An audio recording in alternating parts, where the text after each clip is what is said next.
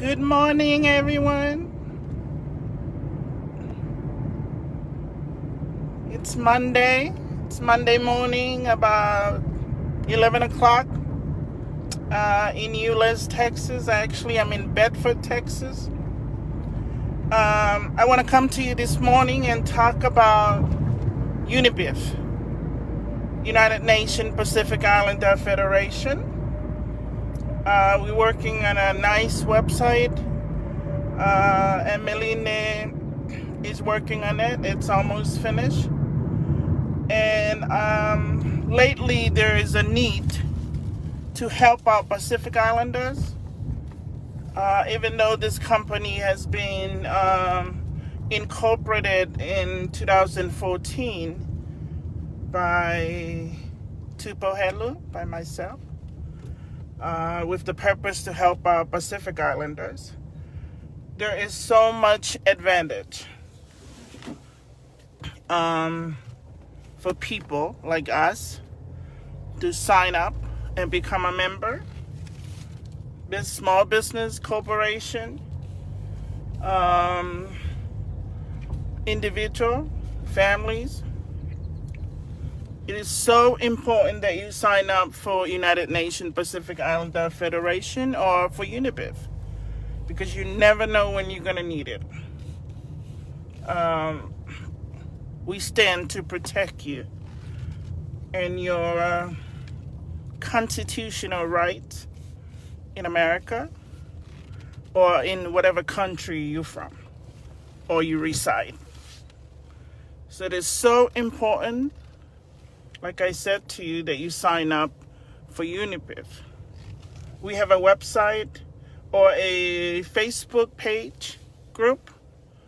You can check in. It's called UNPIF, United Nations Pacific Islander Federation. And I come to you this morning to remind you to become a member. There is so many people that get in to so many things. Problems that you cannot handle it, or you don't even have enough money for a lawyer. This organization will help you.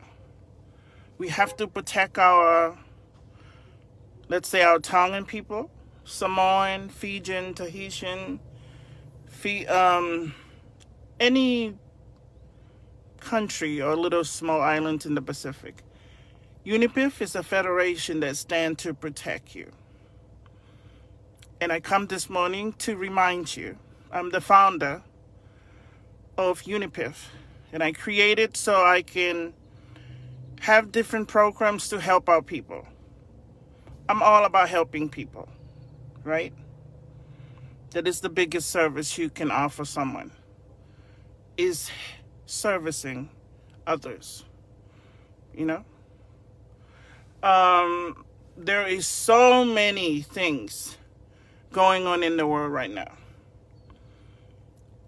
Some of our children, they've been arrested, false arrested, incarcerated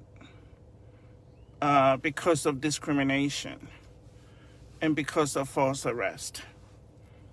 We stand to protect you. If you've been arrested, if you've been in trouble, if you've been false accused of any kind of crime in America or whatever country, we come after whoever. That country. Whoever the people that after you. UNPIF will stand as a rock to protect our Pacific Islanders. Which is the main purpose I created this website, because I was also a target of discrimination. And when I fought the state of North Carolina and the government and won, and they dropped all 5 felony charges. Imagine having to be indicted with 5 felony for a crime I never committed. But because I know that there's a God who watching over me, and the prayer of my parents and everyone's prayer, I won victory. against the enemy who came after me because I was a small business owner that made millions in the healthcare. So it is so important that you understand the importance of UNPIF. Emeline Faaumu-Niutei is my partner. We're teaming up to be able to help our Pacific Islanders. She's creating a website that is going to be able to allow you to sign up. We will go wherever you are if you need help. Sometimes our people get married to foreigners or to Americans or Australian, New Zealand, European, whatever culture their partner from, and they're being discriminated. Call us, contact us. We can help you. You know, there's so much that UNPIF can do. Right now, we're partnered up with Wall Street Coaching in terms of coaching the alcoholic, druggies, drug dealers, you know, our children who are suffering from the attack of the devils, to be able to distribute drugs or trafficking drugs or whatever kind of crime they are.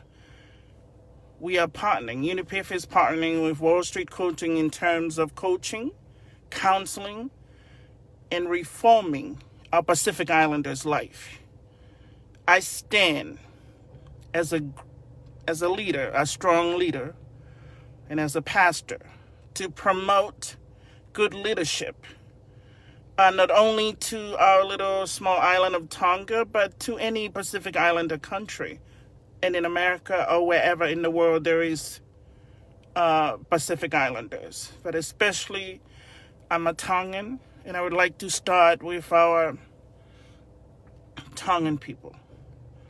You know, we need good leadership. We're not going to be able to preach the preach and talk the talk without acting. Good leaders set an example. Our children, also, I was watching how, you know, including my kids, they don't know how to speak Tongan. But they want to speak Tongan. So we're going to offer a new program in teaching our language to the American, New Zealand, Australian, European young youth, young adults, and children. It is so important. I know that my kids don't really know how to speak Tongan, and I want them to be a part of that class, that coaching class. I have a class in April 29th that I already signed up 4 people from Tonga for free. You know, coaching class is very expensive. It runs from $1,750 up to $20,000. But because I am compassionate and I want to help the people that need help in Tonga, you know, I come to you to sign up your children for Wall Street Coaching and UNPIF.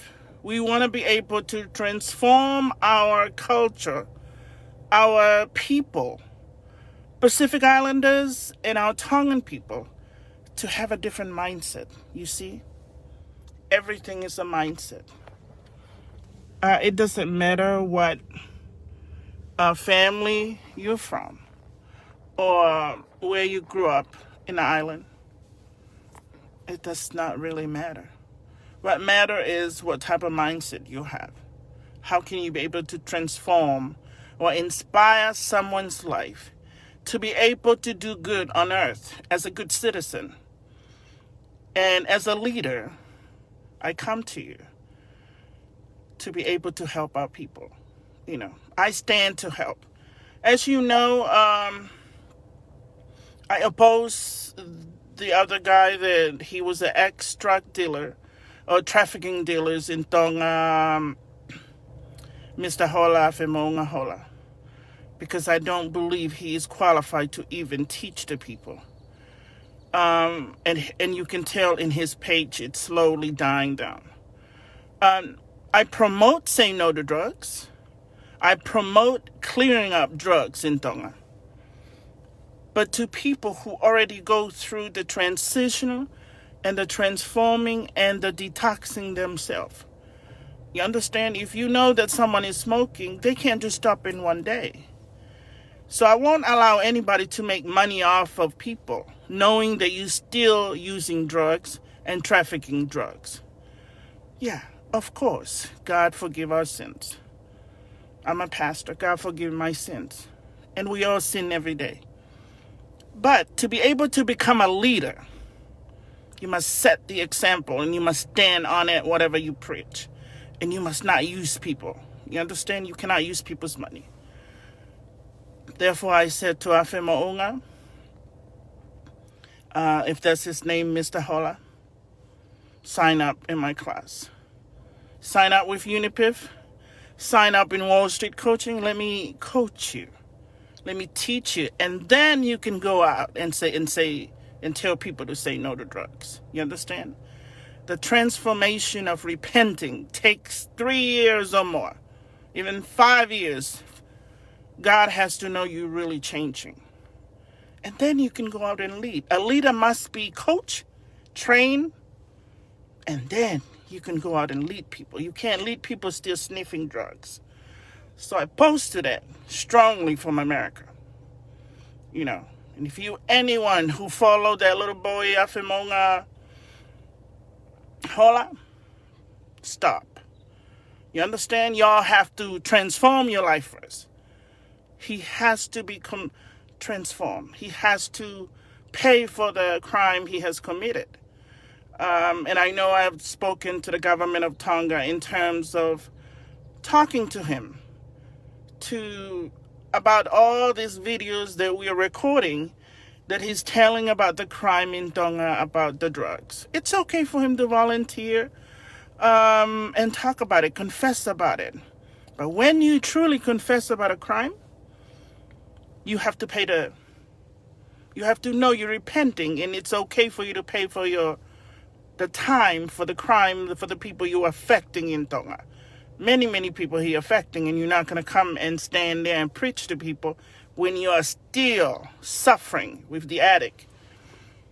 So it is so important that he join Wall Street Coaching, and I'm asking you, I would offer it to you for free. Mr. Hola, come in. Join my class, and then you can tell me who are the people that are affecting in Tonga. There's already some deportees who already sign up for UNPIF, and they sign up for Wall Street Coaching for the 29. I'm offering my classes for free for alcoholic, homeless, trafficking, drug dealer, anybody who needs help. Depending, I can qualify you. If you don't have any money, I can sign you up. All I want to do is teach your mindset to grow in order for you to transform your life. And then you can make a living for you and your family that is legal, not criminal activities. And, this is something I want to really focus on in 2021. UNPIF and Wall Street Coaching. It feels like I gave birth. I put up something, I gave birth. The Green Lion has gave birth to 2 projects. Yes, even though I started in 2014, but it has to relaunch since everything is right now, it's needed real bad. The coaching, the professional coaching and life coaching. The help of UNPIF to all the Pacific Islanders. There's so many people calling because they need help. There's so much. Their family members need help. And this is what we stand for, is to help you. Every day you wake up, you think about how can you help yourself? And how can I help myself, and how can I help you? By helping you, I help myself. By seeing someone being helped allows me to be able to feel good about myself. So it is so important that we talk and walk and act. You understand? So I'm so happy that I'm going to coach these drug dealers and these people who are willing to transform their life. They use drugs. I mean, just because they use drugs doesn't mean you have to look down at them. They need help. And I'm working on building or creating a reform center in Tonga for the drug dealers, the deportees, the alcoholic. This will be different from what MAPA is offering for the mental institution in Tonga. This is only specifically for people who are homeless, have nothing in the Pacific Island, and especially Tonga. We're starting from Tonga. And we're about to build this reform center in Tonga.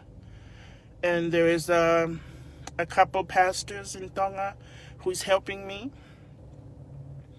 And they're offering their land to build this reform center. And let's hope that the government of Tonga is going to help. They should have fund available for this project. But we're going to start it, and we're going to need the government of Tonga's help and all different organizations. But because the government is not doing anything, or they don't have any money to build this reform center for the druggie and the drug dealer and the trafficking and the homeless, Tupou Helu and UNPIF would come and start this. And you all have to pray for this project, because it's so important that we clean drugs from Tonga. It's so important we help our people. And it's not all about money. You know what I mean? You pray for a project and you believe and have faith and act on it, that God is going to help you do it. And I believe heartily that this mission to be able to create good leadership in Tonga start from leaders by reaching out and helping others.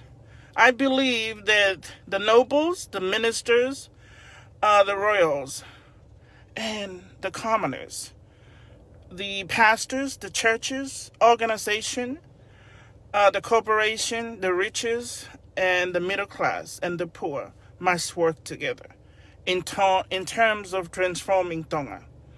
We're not going to allow, and I don't like to hear people say, oh, it's a kingdom of drugs. No. I forbid that, and I rebuke that in the name of Jesus Christ, because Tonga was given to God. You understand? We are not a kingdom of drugs. And this is the transformation. This is the beginning of a great things for Tonga.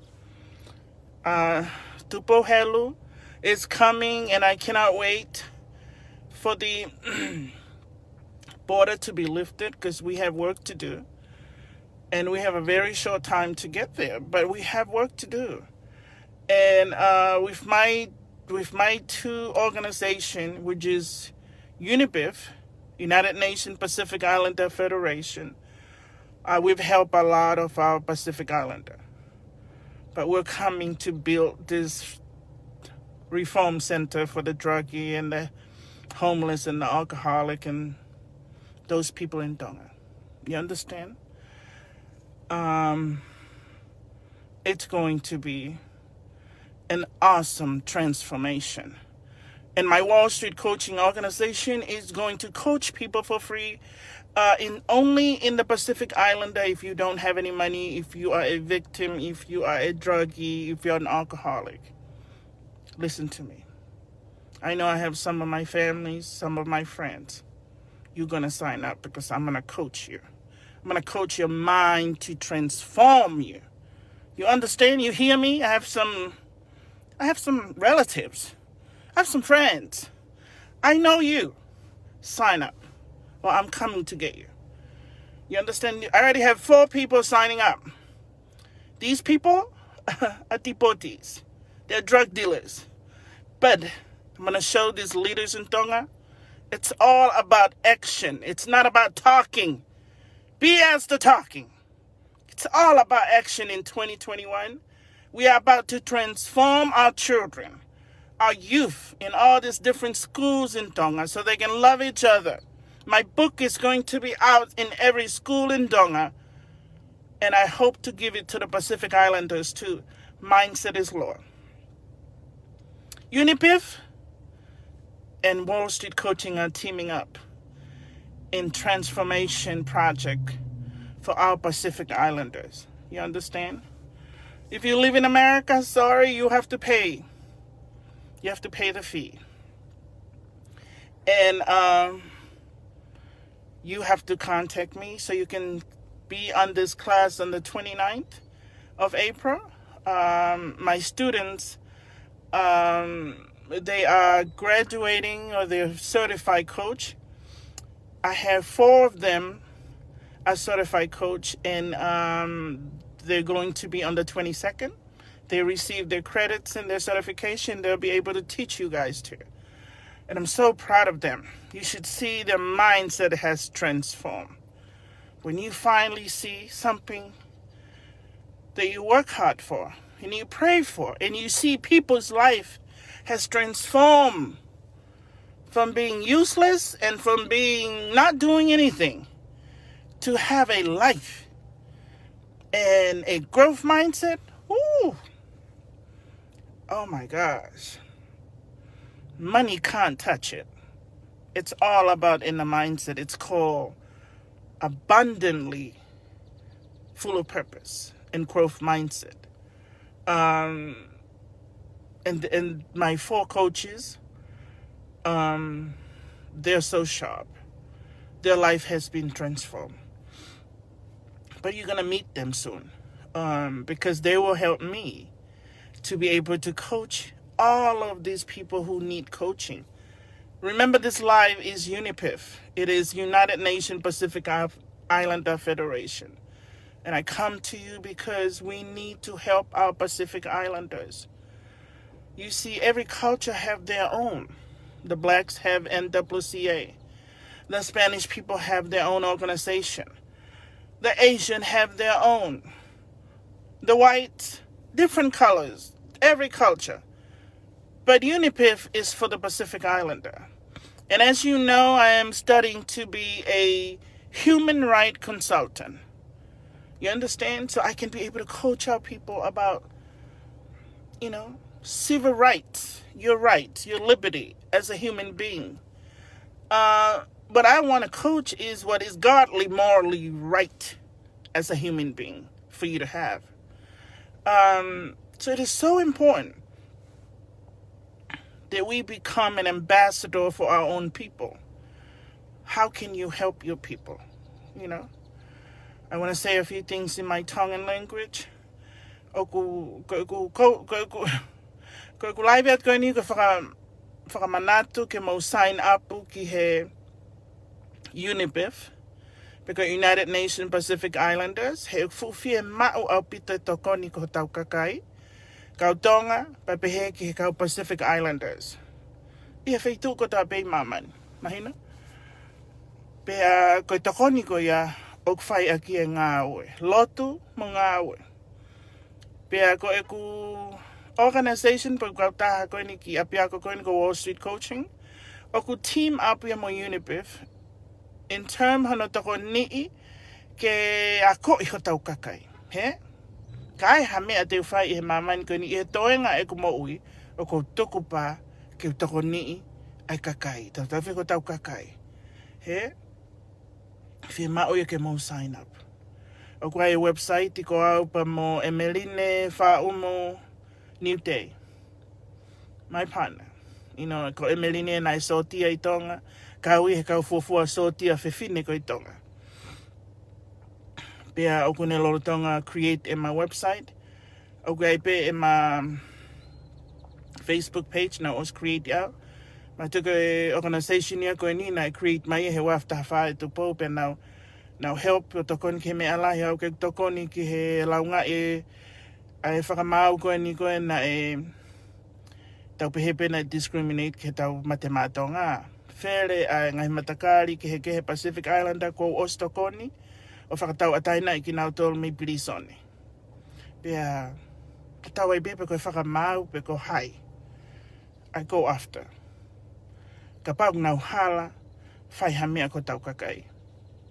I go after. Mahina? Loe a whakamau, pure anga ko hai. No. O tupe mo o nia kene whakatau ataina I ki tau tolu. Mea whahinga mea. Ai koe mo o nia ko sisu kalais, mene whola. Pea moe lao koe a mamani. He? Wai lao ai otua, pea wai lao a mamani.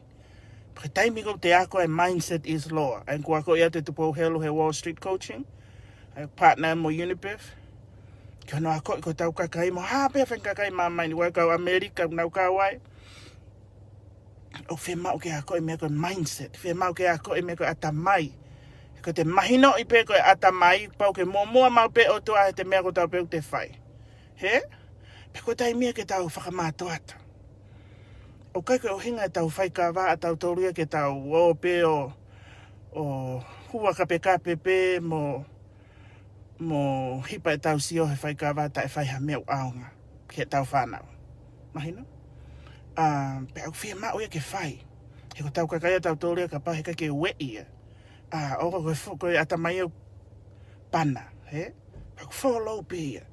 Whia maki tau we he ko tau sio ko tau ki whanau koe murini.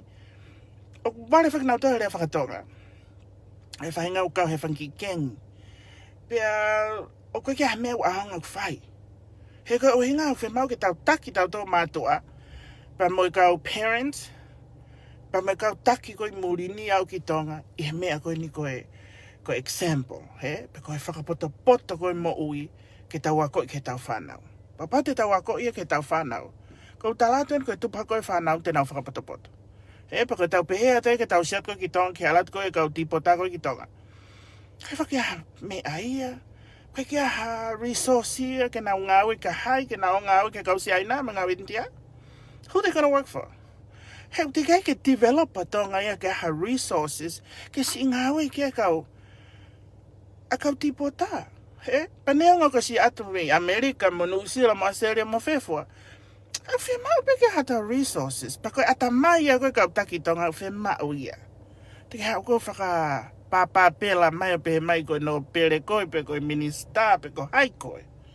Ka uteki lau koe whaha mea kata. He? Au whi mau ia. Te mau te arat mau to me murini ke build a reform center ki tonga. Ke whaka auhai drugs. Pea mo komi hanga au ha project. Kumi ha resources, ai whakau drug dealer koe ni mo nau family. He koe mea peku nau si lava whai. He kau tipoti. He koe hasi mea te nau lava whai. Pakapau te wā ko iki nau tolu he mea koe ni koe atamai. He? Te nau lava lewa ke nau hanga o whauha nau whanki I. Businessi. Export, import, mai ki muri ke aonga tau paanga tonga. But Tupou Helu is coming. It's a project ko pehepe. O ke toenga koe ni e kumo ui, hau toko ni ke whai ko tau Pacific Islander, mo tau kakaitonga. He, pau whia ma uia, he ka pau heka ke tau ngā unu tau tō ke whai te tau auha ki tau tō he drugs I tonga. Pa mau sio pe ke he aluhake koe ki tama koe ni ko, ngā whi mo unga koe ni koe, o ne whakaao ngā I koe kakai ke whupoti na e tola e wangi au ni manoa. T-shirt na e tola e tau noa. I mean, whakawhawha pe, pe ne whakaao ngā I. Kongo whai whekau ke whai ki ilaka, moi haa. Whaka ofa, ai mea koe ia. Ka pau ke laki auhani koe, pa pau ke detox koe. He koe ki tā mawhau ki nei alu ki a mapa, wholofo I a kau. Ai ak whi mau ia ke ilo he kakau tonga, oa na ke follow ha taha. O te ke ha mea toko taha koe tene whai he maa mani koe ni ke aunga. Ka te follow he taki koe kusi a koe. He? Pa koe taki ia. Te ke tuaga pe ki vare I tonga lere moi voi vare, lere ai pe. Koe mea kou tau ke I vare e koe tonga. Tuha ke ki vare, lere ai pe. He? Te ke whau hane tohi, te ke hane business, te ke hane foi miliona I mamani. No. Talk is cheap. Mahina? Kawa koe et kakoe. Talk is cheap. Whia mau ke hua noa ua taha. Koe fukolona ane, te hae fukolona ki Amerika. O si shut down na Michigan ia. He koe kolona e kou hau he ea. Mahina? Pea whia mau ke tau whakapoto. Koe tau woko I lai whaikawa. Koe te koe kakai lahi he kautonga. O whai kawa o mi pa mo fu mahaki ke pihi ai honau mari. Manau whanau. He? E pe hau ki whai kawa pe holo te whare. Kakau talatu ni o koe fukolo nau hao. Te whakairiwhiange. O airborne. Paka pau he kai ke a koi ho ata mai. Ken lava whahafi ko mo family te ke mate ai. O kai ke whi mau ke mate o tau matakari o whi mau ke tau mo ui. Ko u hinga e hopo mai ki toa. Mo i Wall Street coaching ke wa koi ho tau matakari ke mea koe ata mai. Pea whau e tohi ke ata mai. Pea mo si ofi ho tau ki whonua mo tau Pacific Island. A he kai ke hawa tala muia pa mo Biden mo hai o tokon mai ko tau matakari. Oh no. No. No tupi no to overlook. A mea ko tape. Kau whia mau ha tau ngai taki ko urere. He? Ko ngā ue me o ngā whaiwhekau e ua. I tonga. Ke whao koe ni ko a reform center. Nau si o maha na kere kere. Oh no. It is going to be a mea ko whia mau koe tonga. Kau whia mau kau whaiwhekau ke mau hopo mai ki toa. He? Ko ki whaiwhekau au pe nei o tein he otoa. Nei o tein nau e ha tangata. Lea ke kau whaiwhekau mo hopo mai ki toa. Kau siasi. Tā si pinga. Mea kon whai koe e hola, Mr. Hola. Mea o tatoni ke whai apsiasi. Ka pau ke ala mai pure anga o mi koe ma apsiasi. Say no to drugs. Mo malangai mai wholofola pe he pake mo huki toa. Whai hanga aue. Koe malangai koe wholofola ku lea. Huki toa. O takoni ke kakai. Ho whai toa mai pe Hau whi whanongat ki ai. Heu ke whaha mea. Tau koe whakakulukurupu ai koe tau whainki whahinga mea whakamotu. Whakakulukurupu o whukai ha whaitu. He? Kai mea kulawai. Ko mau kai pe pas pepa mau mate. Mala ia. Mate mala ia. Tuku ia. Whahinga mea tuku whakaholo whemau ke wakoi. O ksaipe ho tau culture whaka ofa. Kau whemau ke tau alo mo civilise ko koe a mamani ke tau wako. He hau pe kolo nā mau koe. Peka pau o kui kai kia ha kolona i tonga. Ka mea tau huhu ai. Ka mea tau kau e fu huhu koe ni. O kai he kai ki huhu au. Ka whike tui au ki ai. O kai ki tui ki ai he kou kei nofu sio i he kuwherenga i mea. Man tui whaki ka kolona koe ref me he otua. Pe o te riu tolo hangenga i mea koe nei tō koe i spite. He? Pau tau whakau kia kai lotu me kau whaiwhekau. Whakau ho mau ata mai ko whe lotu mo oni. Ko lotu mo ona. Ka harea ko asi suna ne like whai kia. Ke ne like yuki koe ne ke ongo. Kia Simon Peter. Kau. Kai ai rea asi su koe he ne uki koe kau fisherman. He? Like yuki mimi koe kau fisherman peki nauto. Tu ke hea pōlo ia nei. Nei toki a ko ia. Ka koko henga koe ne ako. Kau fisherman e tangi sisu. Mo mai moto kin ke tau toto fish mai kakai. Ako iki moto to be a real fisherman. He? Ai ko tau whakau koe uhi ngā whoki he koe fish. Koe i kā whoki. Koe mea kairere ia koe ke tangata. Pe ko hinga e toko lahi koe kau fisherman nei hanga i sisu o omi ki nauto. Ke ne hao, ke ne hanga koe ki nauto, ke na wō hoko ke ne kau apostol. Talaki ne wholofola ki mamani. Pena nau tuku hausia ki nau tōna kai ki nāna tōna whangai fuwharerere. Neongo whe mamai o toa i o ke te successful. Yes. Of course ke te successful ke te lawa ke te tokoni ka hata. Kau kai koe uhinge ke te whakapāpā pēla pē whukau whaiwhekau ia tae whahamea. Koe ki whaiwhekau apa ko uke te whaiwhekau moai moto ke tātou tō langai fu reform center koe ke whaka auhai drugs koe tonga. He? Ako i ki nau tō he mea koe lotu mo mea koe atamai. Mai mea koe ngā ue. Ka pau koe ke ala mai kau wharearea ia, mo kau nōpere, mo kau minister, mo whukau taki koe ni koe he patoa, ba mo hai fua. O whai mo whao hafu reform center ke get rid of drugs, pe tau alat ki tau tau ka whaiwhekau. Mo ka kai business mo hai pē. Ka uwhia mā uia. It is time. He ka ngai ref and go hau. Nā a whaiwhai ko mo auha katoa. A ko i ata mai ka lawa ke hao. Me he fu ref, me he fu kolona whikaua ko nu hao. It's airborne. te ke tui e koho mes, te ke mau pe koe kolona. Ani koni kou tala atu koe ke mo whakatau e vaitonga. Sia, kou ape hui e kuwai, haka hui. Kou alholo pe moia. I mean, kono uhinga keha. Whia mau ke te inu e vaitonga ke te mo ui he koe vai nei omi he o tuai akau ki hotau ki whanua ka kotonga. Mantui, nei tāpua ke akau mo ika mo whamanu mo e musie mo e len mo e kakai mo e tāko tā peitonga. Nei tāpua ki he o tua. Pa koe vaitonga kono omi tonga, nei tāpua ki he o tua ke make tā winu he koe hawe nei kolona noa. Pau whia mau ke tuku e. Ke oana tau mate ai. Whia make tau mo ui fuoloa. Mahina. Whia mau. Ko kua koe atu eni ka koe. Ai mea kou tau tonu ke whai. Ai afo koe UNPIF whenuk whia mau ke sign up.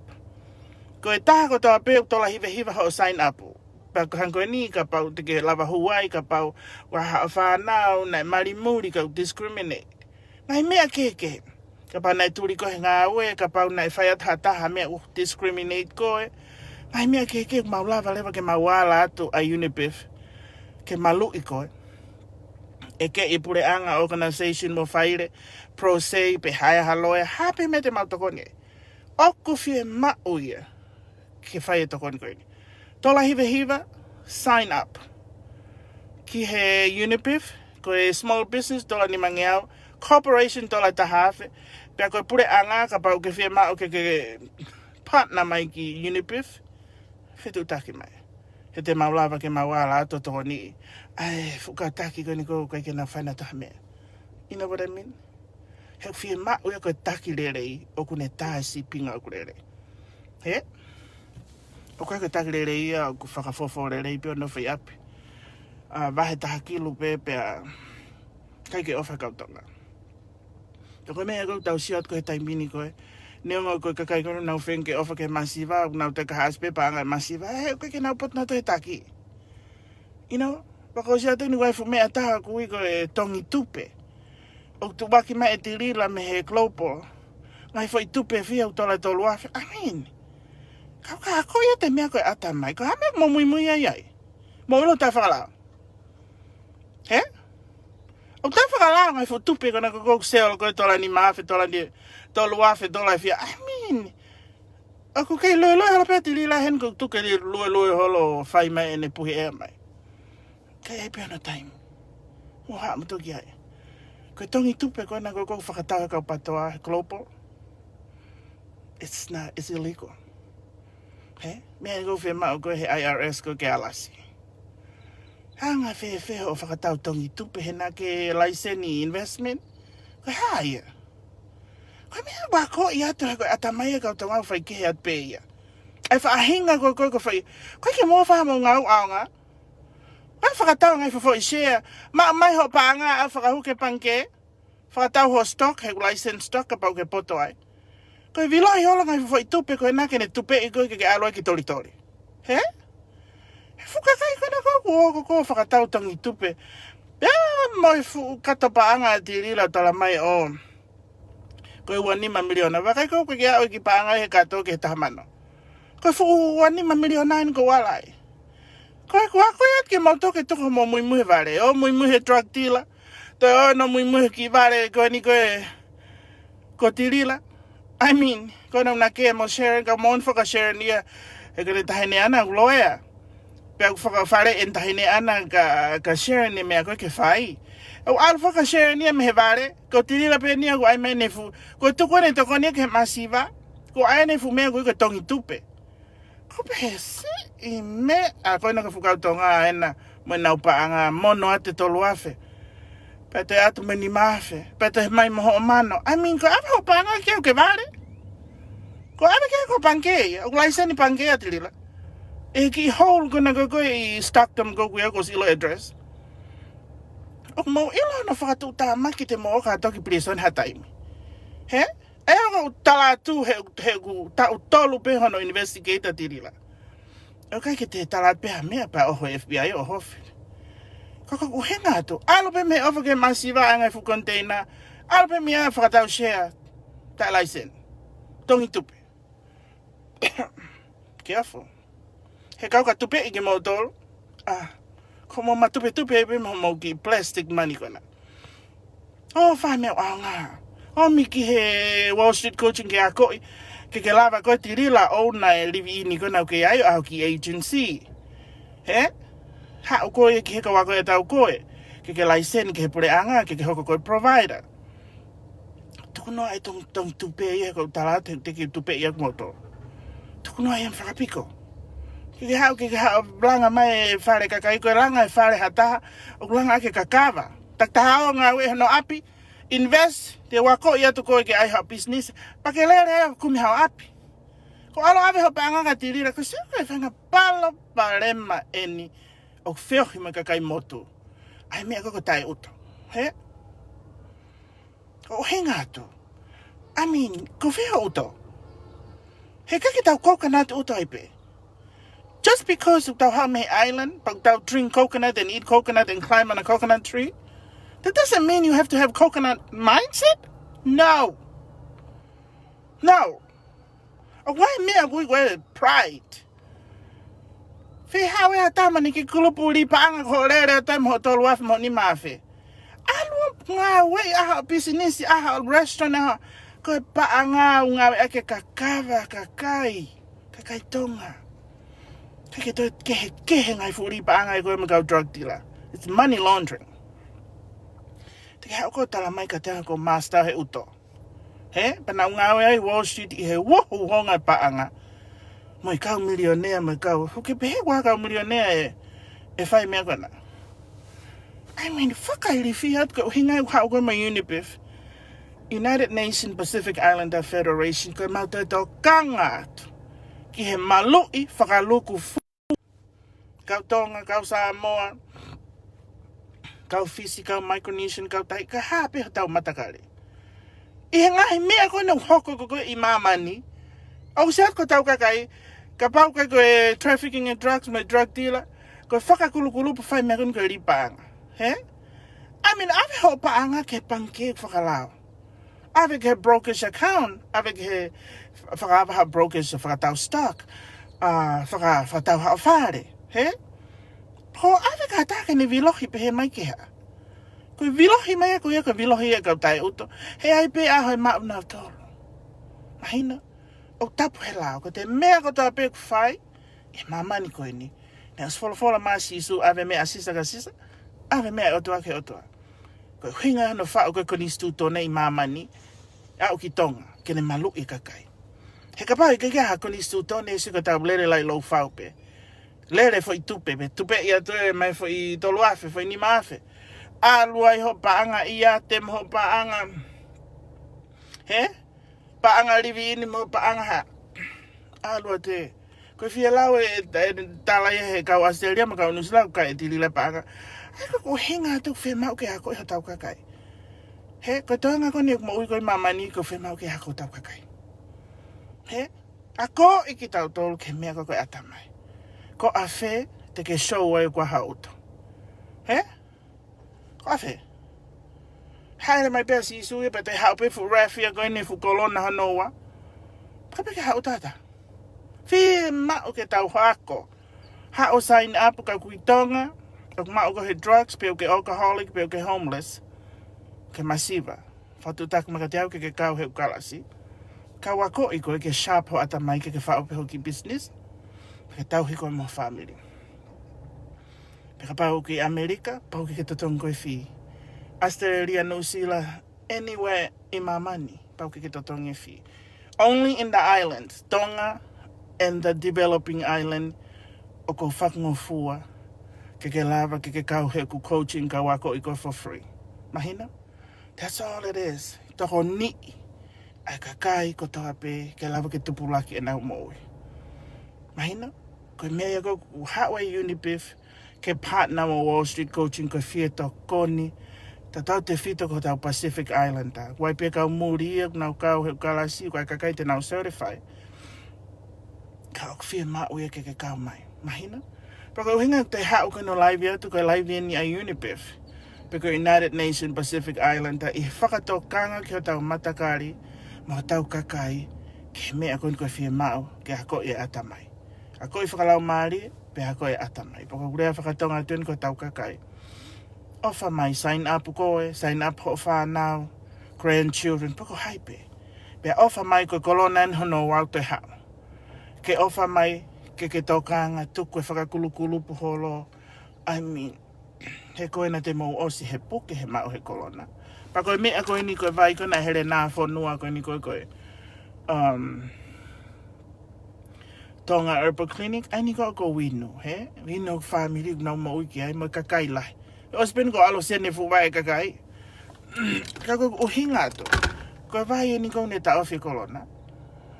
Tau kakai ko tau tolu. O ku ai whahinga ko os whakatau e vai, pa ko sia tuku ke matai mo ui mai, he?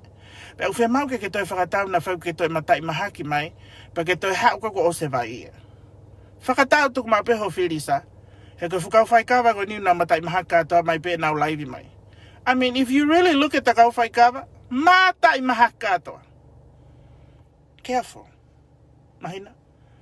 Pa koe kau whaikawa os o tamai nau vai, whemau koe ino koe kawa une hanga whakamoamoa ate. Ka whamatarat ka koe. Koe kawa oku ne hanga whapakpako e ate. Pe au whemau ia ke oa inu pehe kawa. Au sai pe hono inu. He koe mea pehe whemau he kau tonga ke whai koe inu kawa ma whai tara noa PS. Ka au whemau ia ke inu mea koe. Vai tonga, ke ne whakamoa iho ate. Pa moho kofua. Mo atamai. He ke taimpe kou panai ho atamai, panai mea kātoho sino. Mahina? Ke taimpe kou panai ho to atamai o sisi, pe au peko. He te rawa ki ta whahamea. Te alpa ki te kingau, te hamoe, alawhai kawa, alawhai mea mamau taimi. He? Ko kau taimi, ko kau drug dealer, ko nau mea whai, ko nau ahaka peo mihi, nau whai ice. Alato ke nau traffic. Selling now drugs because hape mea illegal ukfai. Kono hinga whakakeng-keng e whangita mai ki panai uto. He? Ki hana uto na uto. Small e uto. Ko e hinga e kuk sell drugs ko whangita mai ki panai uto. Kai peke e toi whakakoe ko ha mea lawa ke whai ki o alo mao haki ngā meha sia ina I tonga. Peko ha intia po kakau tonga. He? Kai.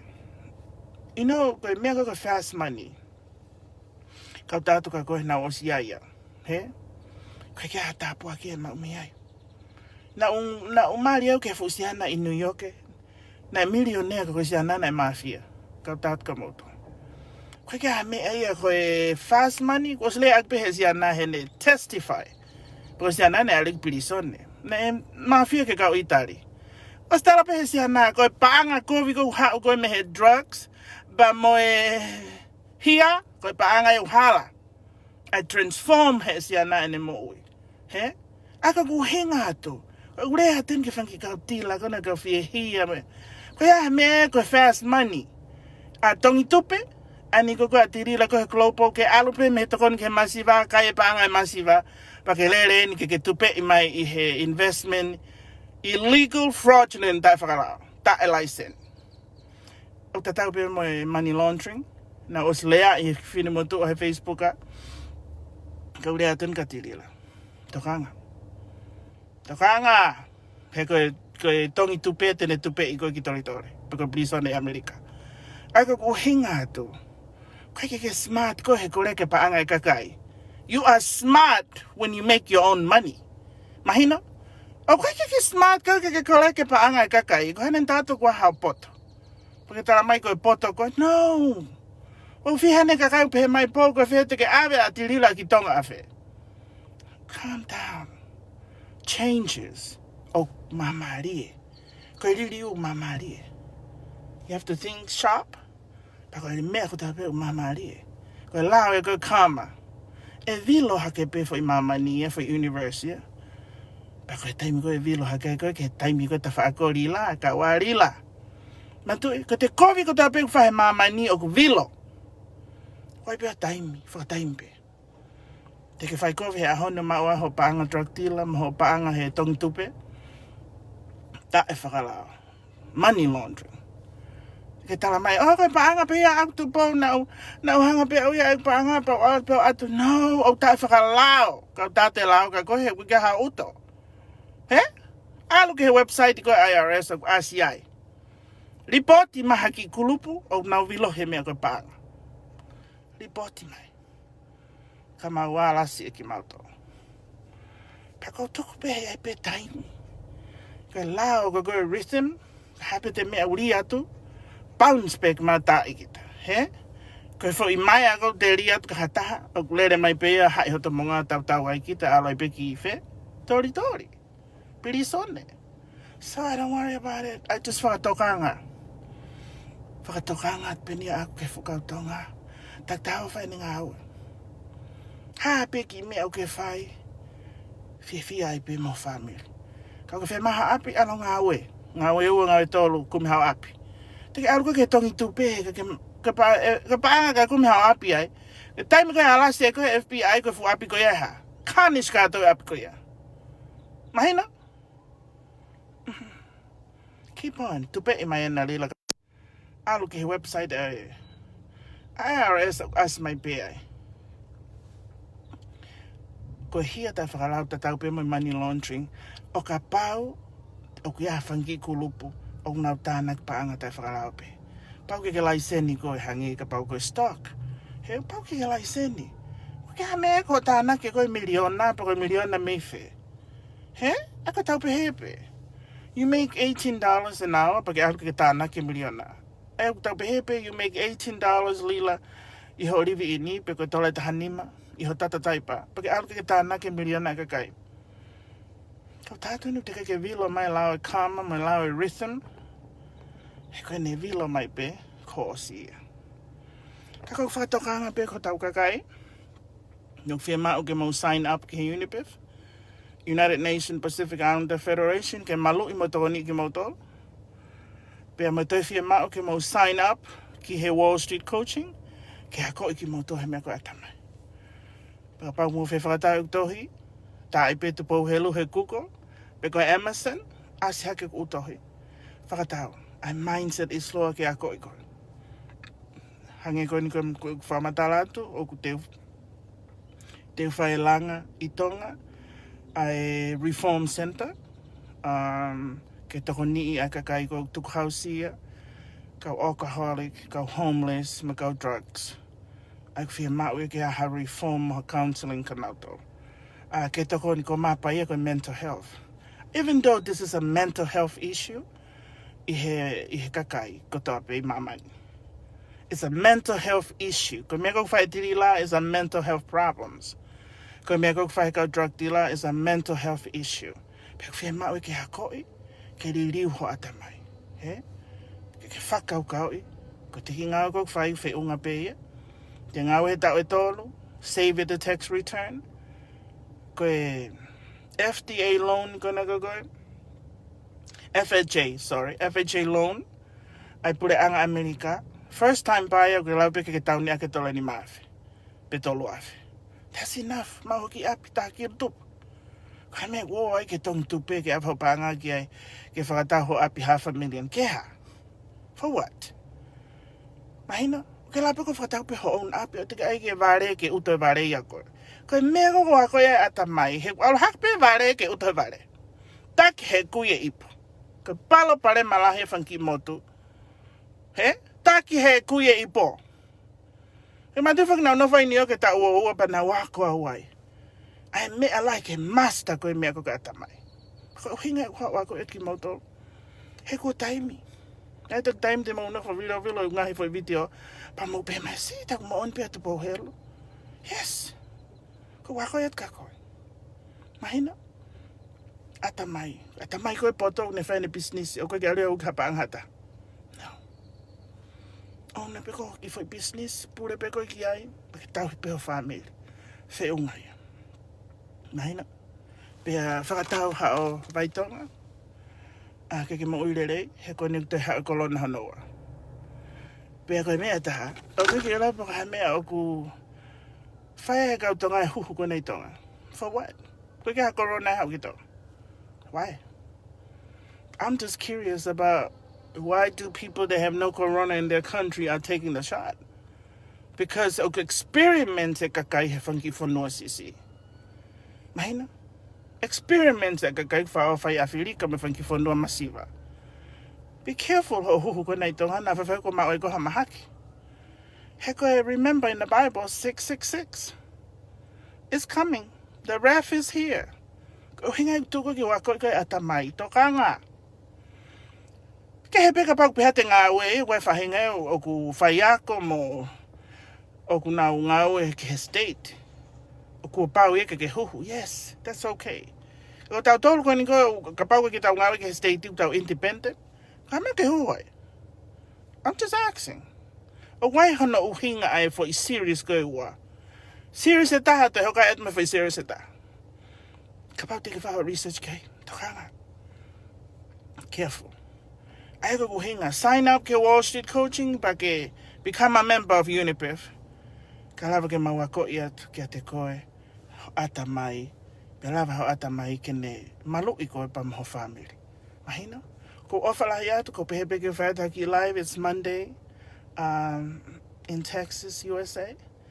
Ko pehepe ko hak wharekolo pa peheke whaetaki live lotonga ulere mai. Whakaanga e pe taimi ke maho inga. Peko ofala hiat ke te kmautolo hono kotoa. Mahina? Whakatau e waitonga, become a member of UNPIF. Let's stand together, united, our Pacific Islanders and our Tongan, in terms of growing our mindset. Tuku e mui he vare kua, ka ke mui he poto, pea tuku e mui he taha koko o kune drug dealer, pa mo tuku e mui I he taha koko ku uki koko ai ki kulupuri pana. Stop it. Stop it. How good ka te ako ako taha business pe license. Ke sia mai ka kai ko license na business on launch. Oh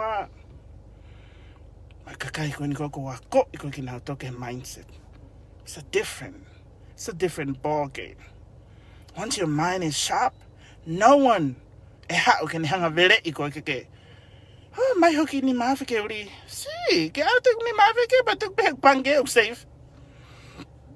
He te ola pa whakatau I Texas. Ape ko hiki mai ki Texas ko mi hoki api tau ni ake tolu ape ni mafe. FHA loan. Ko whanau. Ko tahine o pure ke pange ko US Bank. Ko tamasi o kulolotonga. Lere I he process I ulona kakai. Tako whakamatala mai he tamsi mau we man. Tako ko whakatau api ulakange pe he te no for rent. Ko tang yes, that's right.